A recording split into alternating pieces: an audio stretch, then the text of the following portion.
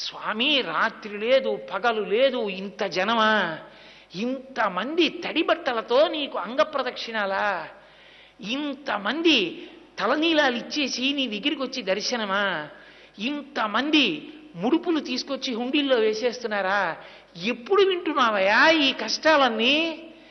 కళ్ళందుకే ఇలా నామాలు పెట్టేసుకుని నిద్రాముద్రాం నిఖిల జగతి రక్షణే జాగరూకం అని దక్షిణాయనంలో పడుకున్నవాడు ఆంతరంగంలోకి చూసినట్టు వచ్చే వాళ్ళ మనస్సులు చూస్తాడు.